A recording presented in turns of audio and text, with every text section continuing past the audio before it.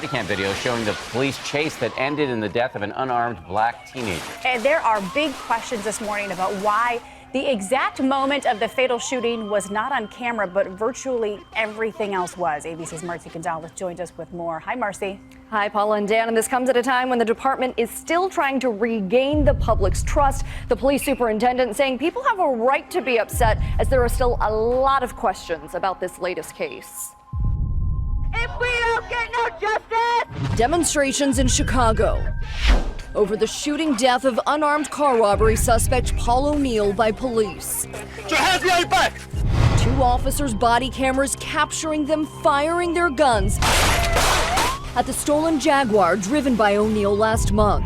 The car then smashing head-on into a patrol car. What's shown in these videos raising concerns within the top brass. Our policy clearly states that we're prohibited from firing at into or at moving vehicles if the vehicle is the only use of force. But what's not seen is the shot to the back that later ended O'Neill's life. The officer who killed the 18-year-old after he ran from police didn't turn his body camera on until after the shooting. Let's be clear about this too. In that particular district, they had those cameras maybe about a week. Whenever we introduce new equipment and new technology, there's going to be a learning curve. The department's still facing criticism for its handling of other police-involved shootings, including the death of unarmed teen Laquan McDonald in 2014. Now responding to this latest case, stripping the 3 officers who fired their guns of their police powers and vowing to take a hard look at overall training and tactics. We're seeing a lot more transparency with respect to the Chicago Police Department in this shooting than what we've seen in previous police shootings. And O'Neill's family has filed a civil rights lawsuit against the Chicago Police Department and the officers involved. Those officers' names have not been made public yet. A lot of anger in that city yet Absolutely. again. Marcy, thank you. Homeland Security report, which calls the terrorist success rate alarmingly high and growing. Statistics claim 44% of the group's plots have been completed so far this year. And President Barack Obama has warned of the high terror risks connected to new strategies adopted by ISIL.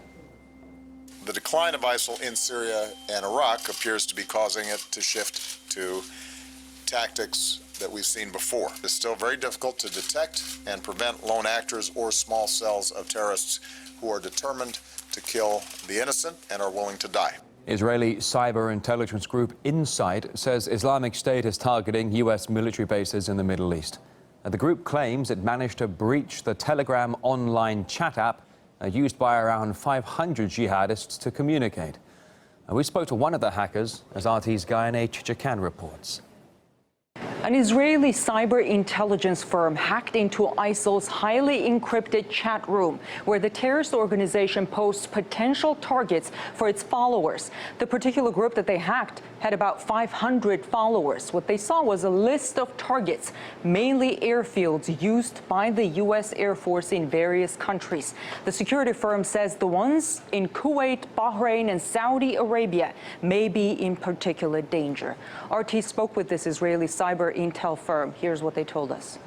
So it looks that, ISIS is pretty focused on American-related targets. Well, the locations are very precise, okay?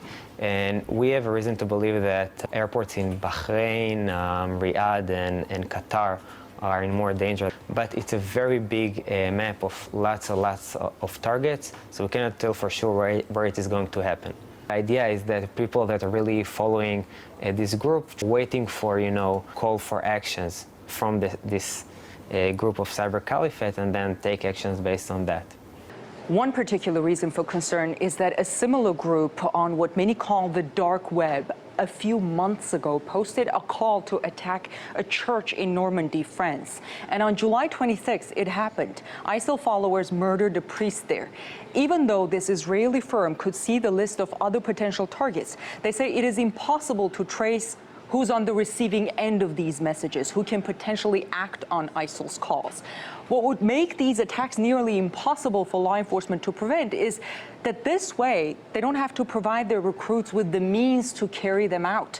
Think about some of the recent attacks.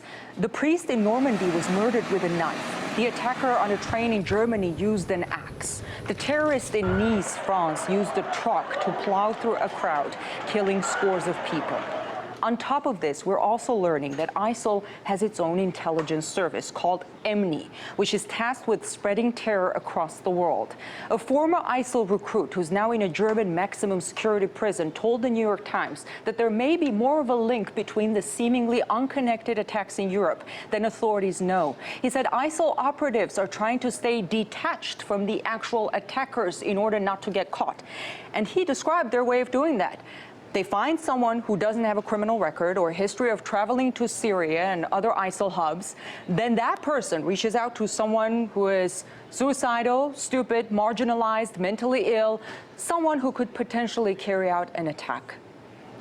Michael, this Wednesday, a Metro police officer here in Washington, D.C. was arrested and charged with trying to send money to ISIL. They got him because of that action that he allegedly took to connect with ISIL. With these new tactics that ISIL is developing, law enforcement may not have that connection. What to do then? It's unfortunate that they're being revealed, because if the encryption is able to be broken, it's really important for these companies, even though they want all the publicity and what have you, to get that to law enforcement. Right now, what Europe is suffering from is a lack of coordination with their intelligence services. France knew about it. France knew about the potential attack on that church. They had that information, but they didn't have the security around the place. What about the other locations that they were also aware of? Have they provided security to those locations? The answer is no. The tactics which ISIL uses to avoid getting caught are extremely disturbing, as law enforcement often finds itself helpless to prevent these attacks. Third volcano erupted in the past few days. We got Gamalama, Rinjani, and Sinabung, all in eruptive phase and disrupting flights. When you consider the activity at Reunion Island in the Indian Ocean, Sakurajima in Japan, and a couple mountains rocking from Mexico down through Chile, you realize this is the biggest one-week volcanic uptick since 2012. And even without SDO images, you should remember there's a massive coronal hole facing Earth right now on our star. Coming to the weather, where the last few days have continued the dangerous onslaught. This comes out of North Dakota. Massive twister there. Unlucky folks. Likely lost a lot. Across the world, there is a snowstorm that smacked southeastern Australia.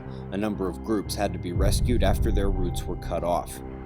This is something the monsoon areas of the southwest U.S. are seeing a fair bit of these days, but it's nothing compared to the flood risks in India, where a bridge collapsed and dropped 2 full buses into the torrent.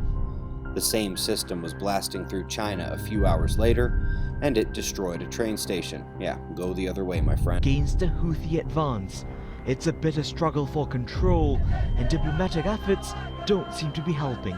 After more than 3 months, UN-sponsored peace negotiations have been suspended, with only a commitment to resume within 1 month. The parties have agreed to renew the commitment to stop the killing very soon, and also they've agreed to reach a truce between them. The talks were halted after Houthi rebels and the party of former President Ali Abdullah Saleh announced a 10-member governing council to run the country. We call on the Yemeni people to come out in mass rallies in all the squares and streets so they can all join into one mass rally in the capital Sana'a in a show of support for this historic agreement and to support this higher council. The council is opposed by Yemen's government and the Saudi-led coalition, which has now admitted to unintentionally killing civilians. It's been responding to allegations by the UN and rights groups, accepting responsibility for 1 of 8 incidents. Unfortunately, most of these reports are coming from people who are siding with the Houthis. There's no any independent people on the ground who could report on such incidents. One rights organization has told Al Jazeera it stands by its reports. Since the beginning of the conflict, Human Rights Watch researchers have been going into Yemen, visiting strike sites, interviewing victims, family members, medical professionals, and we also analyze weapons remnants and satellite imagery. So I would say that those claims that there aren't sort of groups coming in and doing this and coming up with trustworthy research and conclusions is sort of flawed. The UN estimates more than 6,400 people have been killed in Yemen's war. Half of them civilians. Businesses and police cars set on fire. The National Guard has been activated. ABC's Eva Pilgrim has the latest. Overnight, chaos in Milwaukee with at least 2 officers injured and 1 person shot. Angry crowds protesting the deadly police shooting of an allegedly armed black man killed after a traffic stop. The National Guard on standby, but not called into action. This is the police. Leave the area. This after a weekend of unrest, people running for cover through smoke-filled mayhem. Sounds of gunfire, the crowd targeting police. Shots fired, shots fired. Getting injured officers here. So many rocks coming. This police car destroyed. Other vehicles up in flames. 6 businesses in all torched. It all started Saturday afternoon during a traffic stop. In the car, the 23-year-old suspect now being identified as Savul Smith. According to authorities, he was armed and took off on foot. The officer, who was also black, ordering him to drop his weapon. When Smith didn't comply, firing several rounds, killing Smith. Police say the officer was wearing a body camera. David, authorities have not released the body camera video. No word on when they will do that, but you can see the damage clearly visible this morning. David. The State Department has given the green light to allow a new joint arms deal with NATO, the first agreement of its kind. Now, they say that last year the U.S. Navy announced plans to test a new way of selling weapons to NATO allies. They say rather than sell directly to the member states, get this, the Pentagon would sell to the NATO Support and Procurement Agency, and the lethal commodities would then be distributed to alliance members who have pooled their resources. They say that on Thursday, U.S. State Department approved the Navy's plan to sell some $231 million worth of precision-guided missiles to NATO. If approved by the U.S. Congress, it will be the first transaction of its kind and could pave the way for future deals. Lots of people getting rich off of these massive arms deals. Now, according to a statement from the Pentagon's Defense Security Cooperation Agency, the deal will include a wide range of munitions and bomb components. The package will be distributed among Belgium, Denmark, Greece, the Netherlands, Norway, Portugal, Spain, and the Czech Republic. All this as we are watching Crimea, Ukraine, Russia devolve into war. We're watching the buildup in the Baltics. So all this activity happening on a global stage, and the warmongers are making a killing. The Syrian army's battle against ISIL on the ground continues. It's gained a crucial victory this week, liberating a key government airbase in Aleppo. These are some of the latest pictures from the area held by Islamic State since 2013. RT's Lizzie Phelan managed to gain access to the airbase just days after it was retaken. We're finally on the road to Aleppo, on the stretch of road from Khanasa to Aleppo that just over a week ago wasn't possible to drive on this road because it had come under the control of ISIL forces. So the sun's going down and we're hoping to arrive in no longer than an hour. So the army is very reluctant. Actually, they're not going to let us go to the airbase tonight because it's getting very dark and the road's still not 100% safe. They say that when it gets dark, ISIL fighters target moving lights. So obviously the cars are full of lights with mortars and domestically produced rockets. So we're going to have to skip going to the base tonight, unfortunately, and head there first thing in the morning. Good morning. So we're finally on the road to Querdes Air Base. We're hoping to arrive in about half an hour. It's a pretty difficult road, as you can see, so we can understand now why the army didn't want us to travel last night in the dark along this road. The destruction of the villages on the road to Querdes is extremely fresh, as you can see. Up until a few days ago, all of these villages were under the control of the Islamic State, and the army had to retake them one by one in order to finally break the siege of Querdes Air Base. When the Islamic State took over vast parts of north and eastern Syria last year, they overran most of the Syrian army's military installations. The last one that they tried to attack was here, the Querdes military air base in the eastern Aleppo countryside, but they didn't manage to succeed. The soldiers here, despite being under relentless attack for the last 3 years, we can see everywhere that we step bits of shrapnel and bullets from the relentless attacks that they've been facing, they managed to withstand those attacks. And in the last few days, this airbase has been liberated. The siege was broken. It was vital for us to protect the airbase and destroy the terrorists who were recruited from all over the world to fight in our land.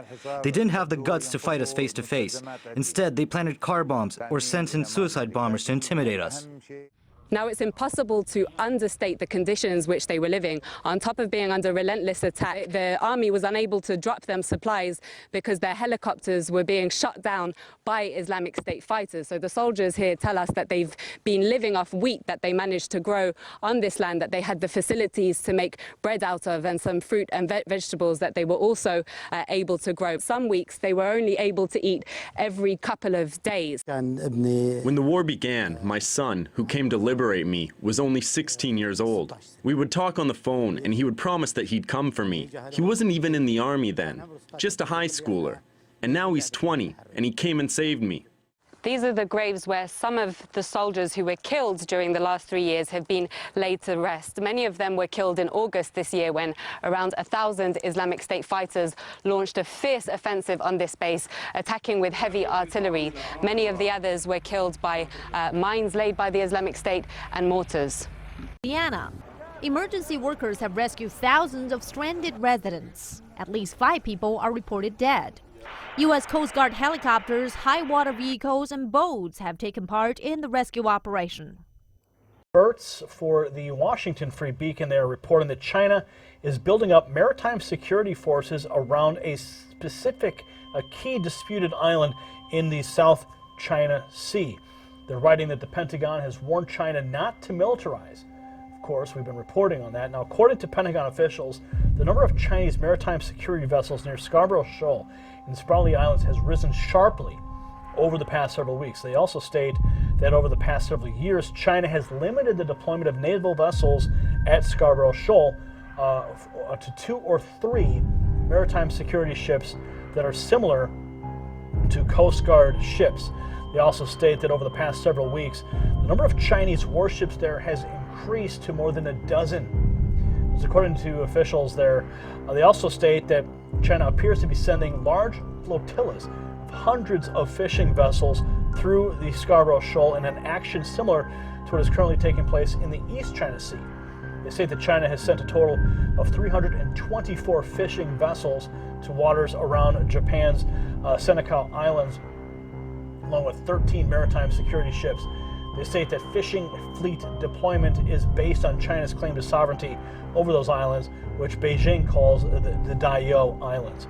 So the expansion, ever since the Hague ruling, China has been getting more and more aggressive in that region, and this is evidence of that fact. So we're going to continue to monitor that.